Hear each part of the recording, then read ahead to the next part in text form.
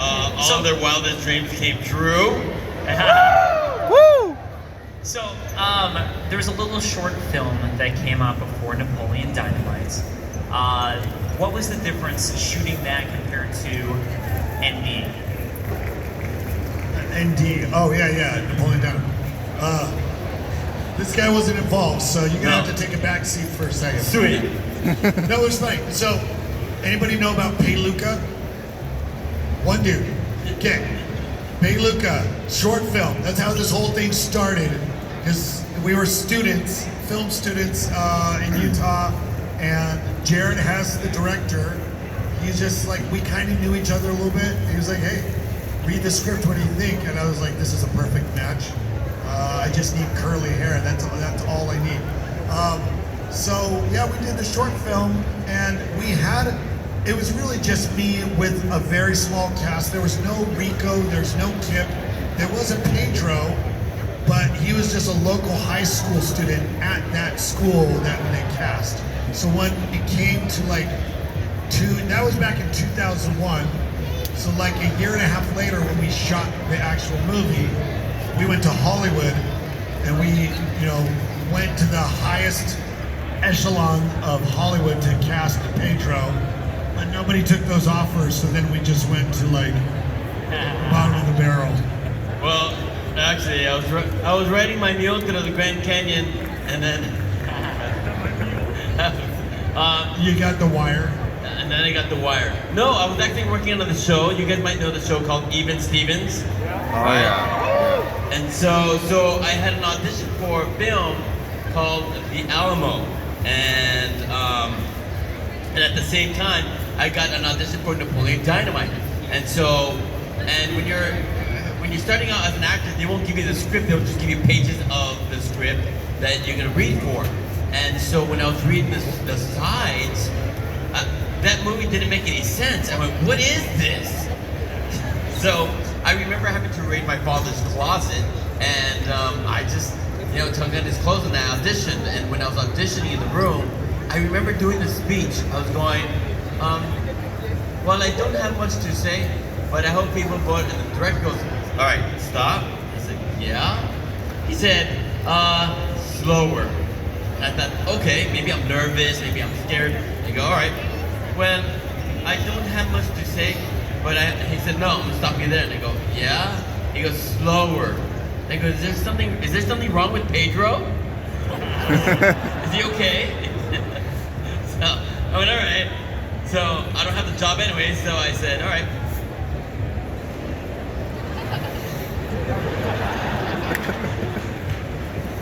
Well, I don't have much to say, but I hope the people vote for me.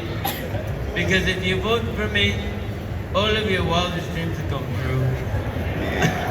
Woo! Thank you. And so I get a call from my agent. They're like, yeah, you booked the movie and you're gonna go to Preston, Idaho. I go, where? So, and finally, I will say this, like my first day on the set, I wasn't so sure about the character until I met John Heater, and he had the big hair, the glasses, and the moon boots, and he was like, hey, are you Pedro? So, and I thought like, why is he squinting? We're indoors. He realized very quickly that I basically am the character. And I realized very quickly, as you are all right now, he's nothing like Pedro. Pedro is quiet and subtle and says like one word a minute. I just wanted to clear that up. Okay, keep going. So that was that. But it was great to be able to see not only John Heater, but of course the great Jonathan Grice, who played Uncle Rico, and then LaVonda Chandrella, and then Aaron Rule as Kip. And then I thought like, wow, this is gonna be something special. So I was very fortunate to be a part of it. Yeah. Very little people know that he also booked at the same time the Alamo. He auditioned for the Alamo. He auditioned for Napoleon Dynamite. But did you mention the Alamo? Yes, it was a big studio picture, and my agent said, you booked both the Alamo and Napoleon Dynamite. Do you guys remember that movie back in 2004, The Alamo? Nobody remembers No, the it Alamo. was a big deal. It was a big deal. Yeah. So say this: is I remember having to ask my father what to do, and my father said, "Well, follow your heart. That's what I would do." And I thought, wait, that's what Napoleon says to Pedro. What? Dad, are you auditioning too? So, And I remember when he told me that, I was like, dude, you made the right choice, because if you had been in Alamo, you would have been cast as like Mexican number 312. And in our movie, on the call sheet, Mexican number 1. It was the best. so pues así es. All right, yeah. Yeah, I feel like that's a huge decision. I feel like an Alamo's the safe choice, and then that's why I don't have a career like you do. So, yeah. So something that you talked about though was the creation of the character a little bit, because you got some direction from Pedro. So there's something I always wondered about with this film, because the characters are so unique and interesting. How much of that was from the direction, and how much of that came from you yourselves? Well, you know, again, when I first read the script, again, this is for the short film, and that's really when I was kind of introduced to this world. But I don't know, like very rarely have I worked with a director where, not rarely, this was like the ultimate, where we completely saw eye to eye on the vision, and all you had to do was just say one word. He says like, Jared, the director, would tell me like, oh, he'd give me a line reading. He's like, he's basically always calling people like flipping idiots. I was like, dude, this is me and my younger brothers and my older brother, like growing up, like this is how we sound. So there wasn't much else. Like once I got the perm, once I put on the moon boots, it was kind of like just complete. There wasn't really much else. Jared did not take me down this path of like exploring the backstory of who this guy was. We just looked at each other and we smelled each other and we're like, yeah, we know who this guy is. So, I mean, there wasn't much. Someone today asked me, like, was it hard making this movie? I was like, no, it was really easy. I mean, it was hard not to laugh a few moments, but it was like, it was basically when you first met me and I was talking like that, it's because it was very hot in Idaho where we shot it, and I was just relaxing my eyes most of the movie. That's how he got into character. No, but there were days when we were shooting in Preston, Idaho. It was about 104, 105. There was a scene where Uncle Rico was working with Summer Wheatley, and in the middle of the scene, she ended up fainting. It was that hot. But for me, well, first of all, I gotta say, I mean, the director, along with his wife, Jerusha, they wrote the script, and they were very specific with the characters. So every time we had questions or doubt with the characters, he would go into the characters and play the voices. And I remember him having to sit down with me in the only trailer that we sort of had, and he said, "I want you to watch Peluca, the short film. I want you to put these two characters into one and make them into Pedro." Now, mind you, I'm a big fan of Charlie Chaplin and Buster Keaton, and for Latinos out there, for El Chavo del Ocho. Woo! Yeah! So, he's like the Mexican Napoleon. What? Where does he live? That's in Apparel, number 8. So, there was, even with Buster or Charlie Chaplin and Chavo, there's a curious eye about them. There's an innocence to them. So, and I thought that's something about that Pedro would have as well. Pedro is the character who leads with hope, you know, and I mean, he leaves Mexico and enters a new world. He doesn't have any friends. He doesn't fit anywhere, but he ends up meeting somebody who's just different as well, Napoleon Dynamite. And in that friendship, they help each other's dreams come true. And I thought that was the best part of the film, that everybody's there for each other. And I was like, yeah. I just wrapped that up, you guys. We can't top that. See ya. Have a great show. Yeah, I think that's it. That's 50 minutes, I think. We got it. We nailed it. So, when the film, it eventually came to Sundance, and I mean, coming from, just starting with acting essentially, that had to be a huge moment. What was that like when you realized that Napoleon Dynamite had made it into Sundance, and watching the reaction of the crowd at Sundance? Best moment of my life. At work. Getting married was pretty cool. No, it was one of the best moments ever, because I had not, it was my first film. These guys, like everybody else, most everybody else involved, at least actor-wise, you know, we had like a lot of Hollywood, but it was so cool because I had not seen it yet, and I had nothing to lose. I was like, you know, just a poor college student. So I was getting like gung-ho. I was like, if this doesn't go well, whatever, I can sneak out, nobody will know who I am. But it was amazing because it was a huge crowd. Everybody's at Sundance somehow got word. We were sitting there giving out vote for Pedro buttons and vote for Summer buttons to try to get the word out because nobody knew what this was. So we were doing our own promotion. And I guess it worked enough that people were interested. And we had a sold out crowd and we watched it. And I think the second the movie opens and you see Napoleon sitting there at the bus opening his trapper keeper, people started laughing.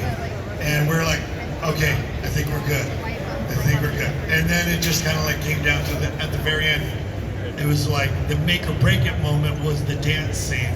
And we're like, if people are into that, then we've kind of like full circle sealed the deal. So, and people were into it. So we're like, all right, we're good. It's great. Yeah. And to add to that, I think people were talking about it to the point when at some point I would go to the mall with my friends and we would see people with the Vote for Pedro t-shirts.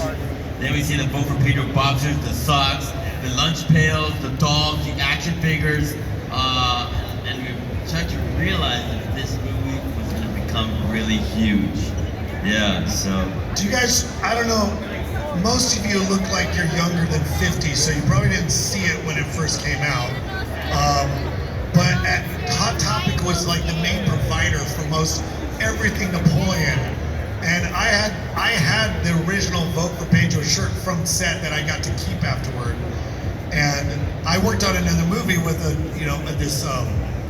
this prop guy who said, I like to trade props from other movies I've done. What do you got, John? I was like, well, I've got the original Vote for Pedro. That's gonna be worth something.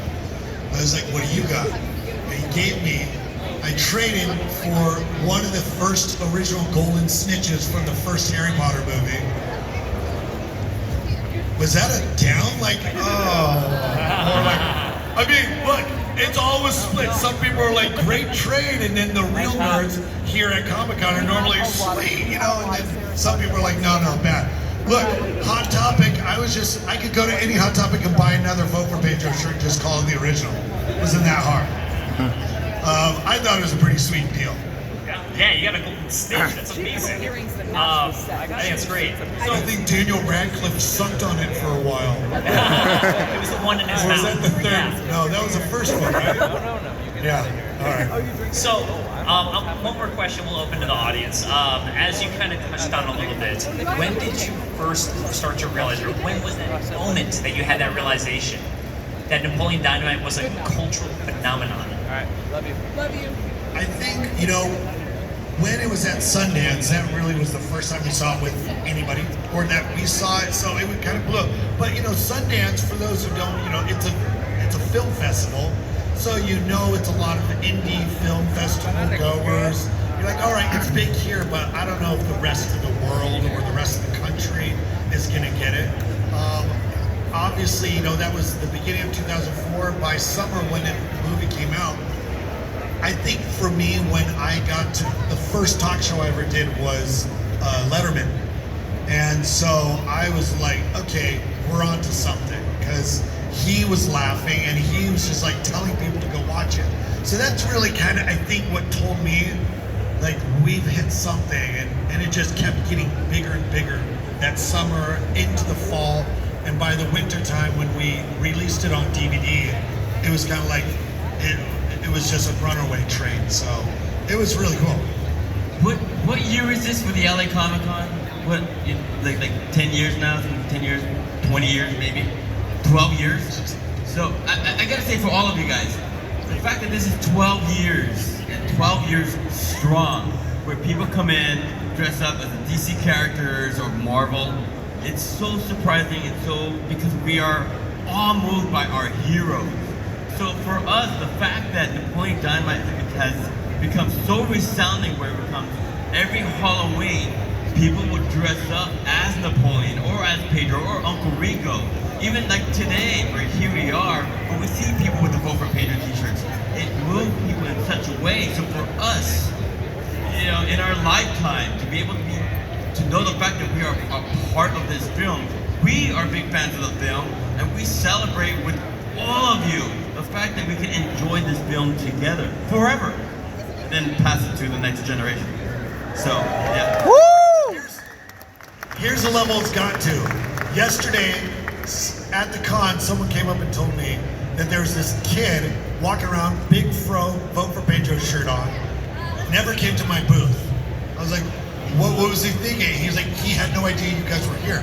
I'm like, I felt bad, but I was also very proud that he's just representing 20 years later, almost 20 years later. What a flippin' idiot that kid. He has no idea. He's here today dressed up as Finn from Adventure Time. He's like, ah, crud, I didn't even know. Well, let's go ahead and open up to the audience. Yeah. You guys don't have questions. Oh, they do have questions. Yeah, 1 minute question. So you have to yell it out loud. Are we picking them? Oh, no. There's a microphone here, Oh, you got a microphone. right? Yeah. And with microphones, okay. Well, there's one right there. Let's hear what she has to say. The dance, was that done with your own natural ability and rhythm, or did you have to do some work or training? And can you show us some of those sweet moves? That sounds like a request. They said at the beginning, all questions, no requests. No, that's why I wear my boots, because you can't like moonwalk in boots. It was all freestyle. Because I didn't train. I was like, I liked to dance at the time. I still like to dance, you know, whatever. They're like, prove it. But like Jared was like, I'm gonna make that. He knew that was one of the few things, like we did the short film, and then in between when he's getting ready to write the feature, he's like, John, I hear you like to dance. I was like, yeah, it's not a big deal, whatever. And then he's like, well, I'm gonna write that as the climax in the film.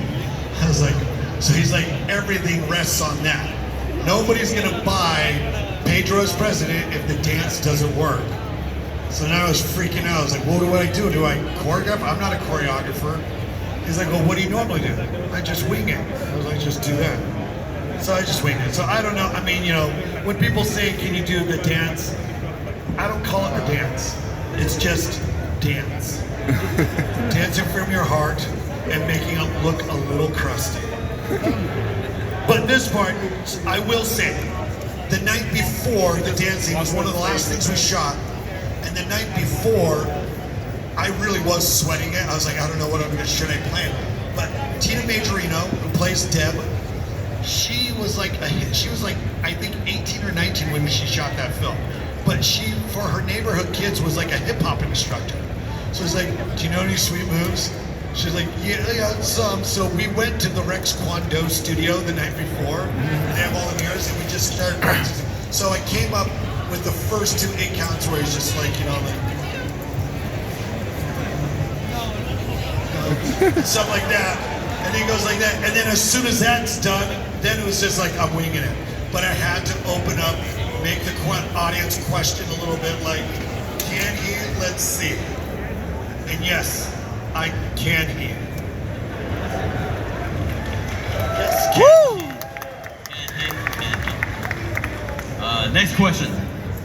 Let's go to anime number 1 right there with the, yes, you who just turned around. Yeah. I say number 1 because there's bound to be more. Hey, there's a microphone right here. Is that anime? Yeah. Oh, it's Gundam, of course. Yeah, everyone knows that. Okay, so I have a question real quick. Okay, Sure. how was it like filming the scene where Uncle Rico threw the snake? It hurt. Pretty much, like this movie was kind of a documentary, just to make it easier to understand. Everything's pretty much real. Everything is exactly as it seems.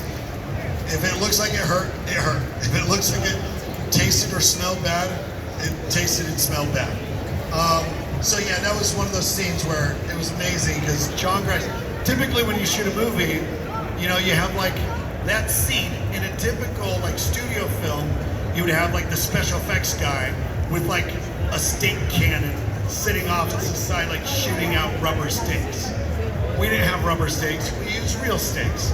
We didn't have a special effects guy, so we used Uncle Rico. Because John Grice, who is like Uncle Rico, except that instead of football, his like thing was baseball. And so he was like, I'm gonna make it quick. No, it's fine. He would throw. He was throwing the sticks, but he was just trying to be nice. He would lob it, and it was kind of like either you bounce or completely miss me. And so the director was like, dude, maybe we got to make our day. We're running out of film, so maybe we just put the camera real close and we just smack him. He's like, no, you're gonna kill the joke. He's like, I can hit him, believe me, but you just gotta give me a bigger piece of meat, and you gotta let me really throw it. So I was just like, fine, do it, you idiot. So he went and got a real, like, I mean, it was a real, but like he got a big old piece of meat. It was huge. It's not what you see him throw. So yeah, he threw it, and he said like, it was one take, threw it as hard as he could, knocked my glasses off. I got a bloody nose. It really hurt. He thanks me for staying in character, which is not hard because it really freaking hurt. And I was kind of dazed. I was like, what's going on? But the best is, in the scene, this guy is supposed to, he's on the bike, right? And I get on the bike. He's supposed to stay there in the scene. And if you remember, if you watch again, he's on the bike. He's like, I gotta go. And he's like trying to get out of there because he was gonna break character from laughing. So he just left the scene. I was like, what are you doing? I'm like dealing with pain. I'm also watching a co-star leave the scene. I was like, I'm pretty sure you're supposed to stay in camera. Well, I know it's an independent film, but it's like we're shooting this, and like, wow, this is really independent. John Grice, who plays Uncle Rico, he was like off camera going like, yes. He was like, best moment of his life, and he couldn't even be on camera. And what's interesting about the film is that a lot of the scenes are all based on real life happening. Like, you guys remember the farmer, Lyle the farmer, right? When he shoots the cow, that really happened in front of the kids. Not that moment. Not that moment. We're gonna need an extra cow, please. An extra cow. But no, like he really wanted, like Jared's younger brothers, Jared the director, this movie is an ode to younger brothers. He would like, his younger brothers would come home and tell him stories about, they worked at that chicken farm that we shot the scene at. Because that's the hometown that he grew up where we shot it, Preston, Idaho. Anybody been to Preston? Anybody? More like, you should. More like Depreston, Idaho. No, it really is the real deal. And so everything was real. That llama, Tina, that fat lard, was their family's llama that they grew up with. So, I mean, it was Lyle the farmer is Lyle the farmer. That's not an actor. They just got like every other character. They'd be like, well, we can cast this guy, but who do we get to play, Randy the bully? Well, let's just get Randy the bully. He's the one, my brothers, I based this on. So that kid who's like shoving me up against lockers, he's the one who would do that in real life. So it was easy because we paid him in chips and Pepsi, and he loved it. Tell him about the time machine. Time machine was real. Really happened. Like, Kip's, you guys, okay, yeah, you know the movie, right? So Kip's, the guy who plays Kip, Aaron Rule, he was one of the only other actors who, like me, knew the director ahead of time. So he would tell Jared, they were really good friends, and he would tell Jared stories about his younger brother. He's like, dude, my younger brother the other day hacked my parents' PayPal account and bought a time machine off of eBay for like $680. And he was like, what? And so the time machine came. It looked a lot like that. It had like a T-handle, like this, headband. And it came with crystals. And it came with bags of money that were like separate bags that had different decades in each of money from the 50s, money from the 60s. So you'd have the correct change to use according to the year you're going to travel to. So you wouldn't look like an idiot if you were in the 1920s with 1980s bills, you know? They would arouse suspicion. This was all real. So yeah, and then like their other brother had staples in his head from a previous injury, put the crown on his head, and when they turned it on, it shocked him and knocked him out. So yeah, all that kind of stuff was real. Next question. Okay, let's go to real Napoleon right there. Woo! Woo! Hello there, Napoleon. That's a little strange. I feel like I'm in the multi-universe or something. It's multiverse, you idiot. That's not how they call it in Mexico. Multi-universe. Hi, Napoleon. I was just wondering if you're not going to do the dance, can I do the dance? Can you do the dance? Yeah. Maybe if you do an interpretive dance. I don't think he's gonna do it right there. All right, get up here real fast. Woo!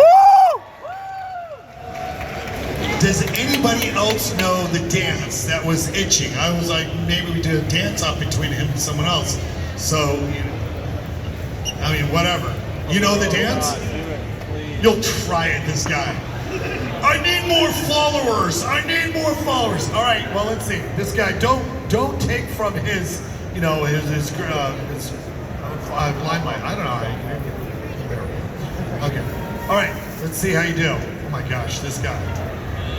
All right, nobody else. Okay, wait, do we have the music? Do you guys have it queued? Oh, she's got something. Got it? He's got it. You have to.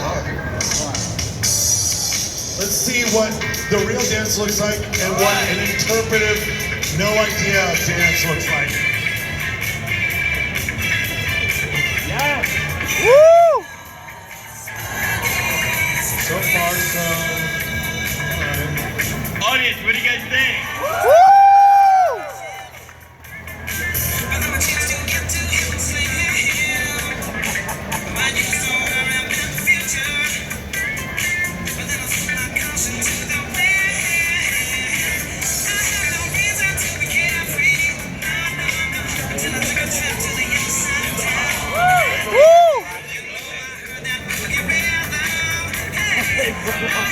Let's hear it for that other guy. Oh, he's done. He's done. All right. Okay. Yeah. See, it's hard, isn't it? How long did that take you? 4 months. 4 months. Mine took like 4 seconds. Yeah. But to all those who really want to do the Napoleon dance, just dance from the heart, like I say. And make it look real crusty. These guys nailed that. Making it look crusty. No, it's great. All right. Are we open for a few more questions? Yeah, we're good. Okay, cool. Vampire right there. No, it's. Oh, Scream! Well, he looks like a vampire underneath. Okay. No, he's got glasses underneath the mask. Dude, he's like Lost Boys meets Scream dude. Okay. Thou shalt not fall. Yeah, we can hear you. What's up, Unfortunately, man? Can I ask for your thoughts? I don't have any. Go get your own. That's it. This is California. Free You probably person have Todd. some over in one of the booths. Todd's My over. cousin's house is just down the street. I think they got some thoughts right now. Should we ask Chewy? Or maybe this is Chewy's cousins with all the sweet hookups. ¿Qué pasó, primo? ¿Cómo estamos? Hey, what's up? ¿Qué onda? That's Chewy. Chewy, you have a question? Can we hear you through that? I know it's not a mask, but yeah. I want to know what it was like the sandwiches and the hard boiled eggs. Like, well, when we were working at the chicken farm, if it was hard to eat those, he was asking, How was it like? what was it like? Exactly as it seems. The chicken farm scene where we're eating the nasty egg sandwiches and drinking the egg juice.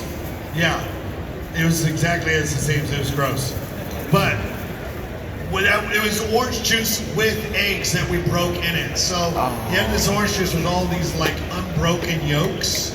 So it was like a giant boba drink.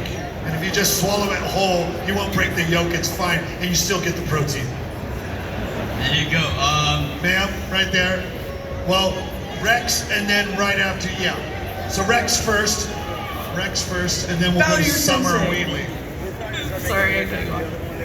Anyways, so I wanted to ask how it was working with the rest of the cast because it's such a big, colorful group of people, and they're all so awesome and like weird in their own great ways. So you can just like talk about that. Bunch of flipping bodegas. They were great. I loved it. It was like summer camp. When you're shooting, especially like an independent film, we were all on location in this real spot. And like I said, it was kind of a mix of some actors, some were friends from college that we just threw in there, and then a lot of them were like the real deal. So it was kind of a weird blend, but it was awesome. It was like something, everybody was super cool. One of the other cool things about it is the fact that when we're working in Preston, Idaho, mind you, it's a small town. So, and we were shooting during the summertime, so we pretty much used everyone from the town. So when you see the credits at the end, it's like everybody's names are on the list. I don't think there's ever been another film where they credit every single extra. They're like, well, we've got the rest of this song to play out. We got nothing else. Let's just credit every extra that's in the film. Because there was and all the high school students in the film were the high school students from that school. So, you know, again, documentary. Okay, Summer Wheatley right there. Yeah. Vote for Summer. Okay, do you drink 1% or 2% milk, and what are your favorite scenes in the movie? 2% and Rex Kwando. That's my favorite scene. Oat milk? Oat milk's pretty good too, that's true. That's a good call. My favorite scene, I would say my favorite scene that I'm not in, it's the scene with the time machine. Because it's not the scene with that he's getting hurt. But what happens is the camera pans back to Kip, and Kip is like really excited about he's getting hurt, and is like totally into it. Like the Dynamite family is so sinister. Like seemingly, innocently sinister. Well, the Rex Kwando scene I love because there's so many layers. Obviously, just watching the actor Aaron Rule, who plays Kip, getting beat up, is very just like, and it's very funny. But my favorite part is like when he does the whole thing where he's like, okay, now give me your best shot. And Kip, you know, like does the little dynamite thing, and he does the lamest side leg sweep. It hits him.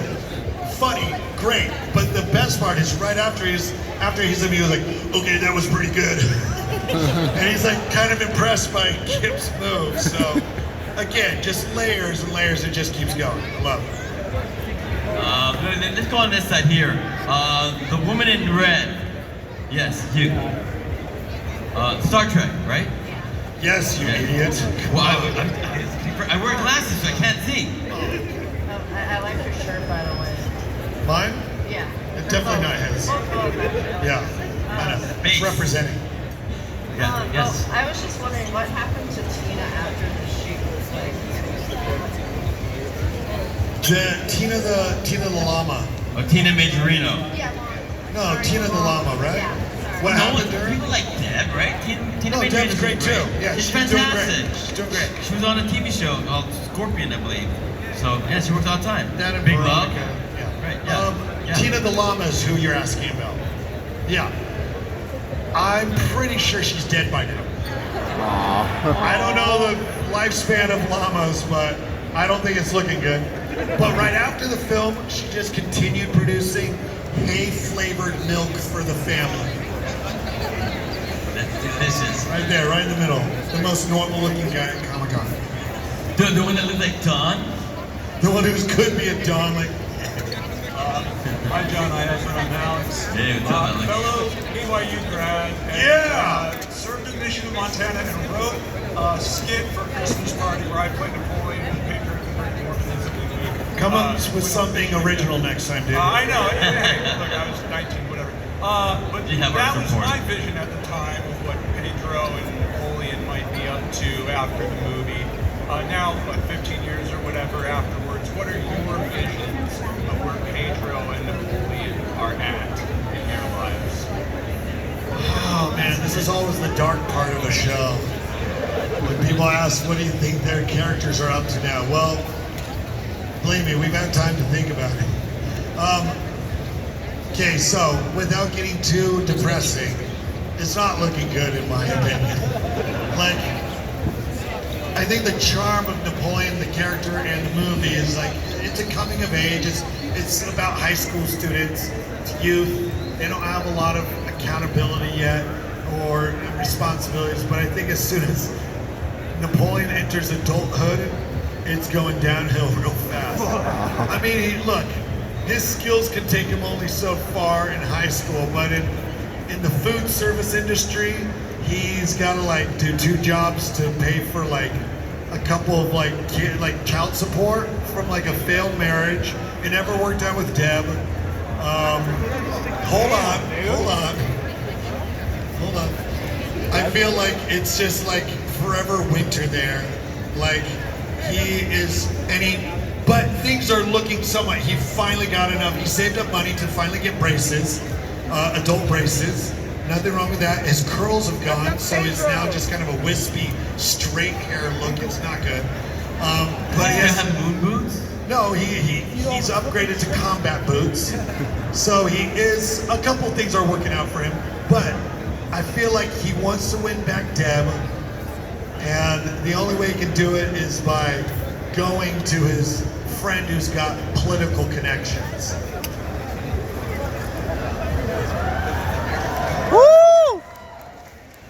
You know, as dark as it may seem and bleak, we're with Napoleon, you would see somewhere in the town of Preston, there's a bakery.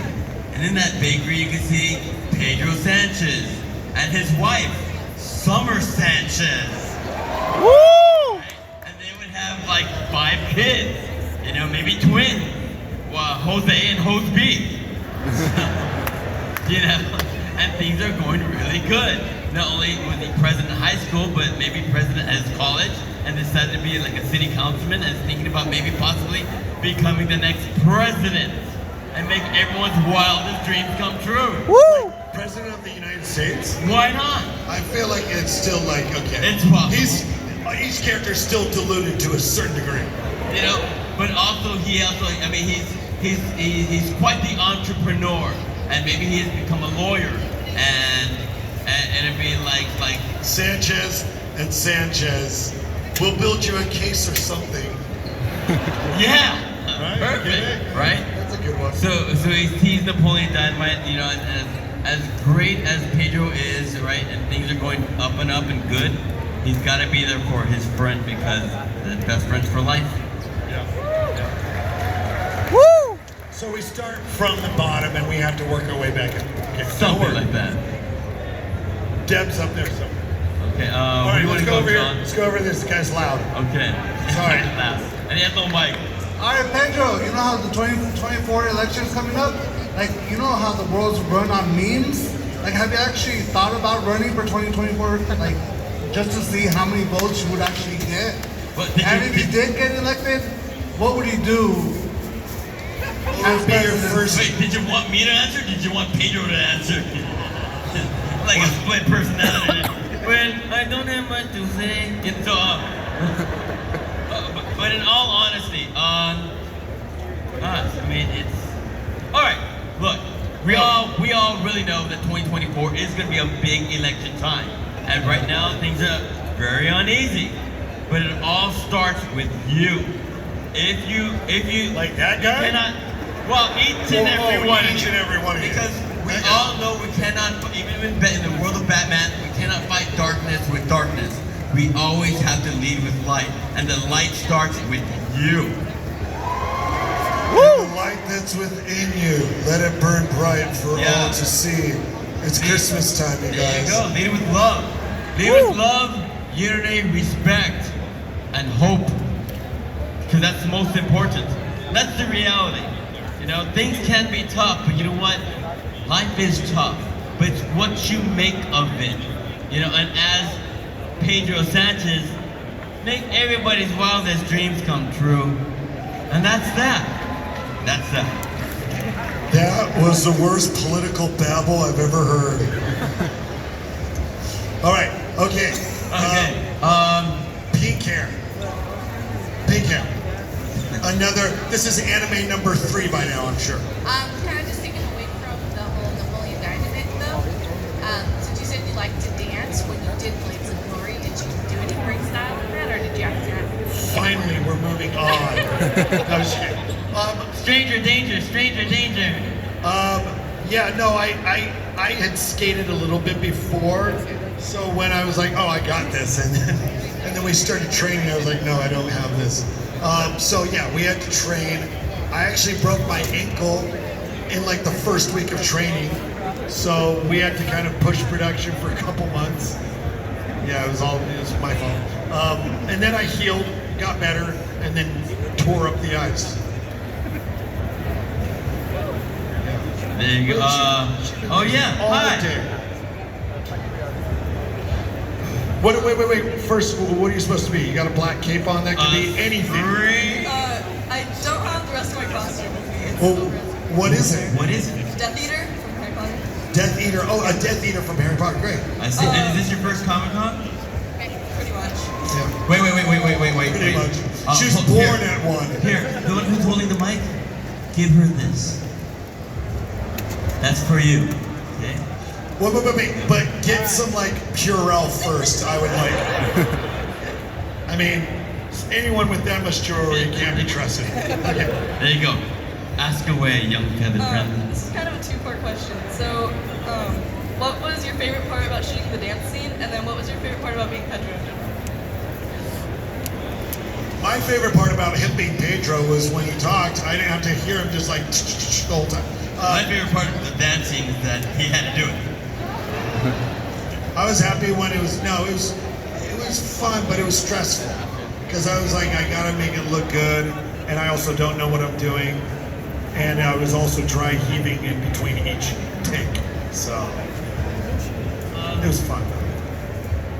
For those who aspiring actors, filmmakers, directors, writers, anyone involved with the creative industry, it could be nerve-wracking. You could be filled with anxiety and scared and nervous. And for me, it was my first time of actually playing a lead character in a movie, and I wasn't so sure what to do. But again, when I met John Heder, as well as John Bryce and the cast and the director, everyone was so welcoming. So I felt right at home, and I felt like every single day was so special. That when my last day, when I was shaving my head, there was a sense of sadness because I knew that I was leaving my family, and I had no idea what was going to happen next. And you were getting rid of that beautiful hair. Yeah, well, I mean, I did shave my head. So, but the fact that it's been 20 years, you guys. 20 years. 19 years, we're not there yet, calm down. We're almost there. We got 30 days left. And it still holds strong, you know? I'm just very lucky that I'm a part of this film. Yeah, so. All right, I think we have time for one more question. One more? One more. Man. You pick, dude. I mean, there's a lot All of right, Pedro. I made an Adventure Time drop earlier, so yes, Jake the dog, go ahead. Dang. So the Yeah. scene when you're showing Pedro the picture of your girlfriend, who was that? Like the picture in your wallet? His girlfriend. Like was it an actual person that you guys knew? Oh, I thought you were saying was the actual person. No, AI had created her. She was someone we knew. And I was like, I remember when I saw it, I was like, she doesn't look pathetic enough. I was like, you need to make her look, she looked too pretty. I was like, come on, get someone, no. She was great, and I'm sure she loves to this day to say like, I'm that weirdo on the photo. So yeah, I don't remember her name, but. And where is she supposed to be from? Oklahoma. There you go. Thank you. I got that tribute.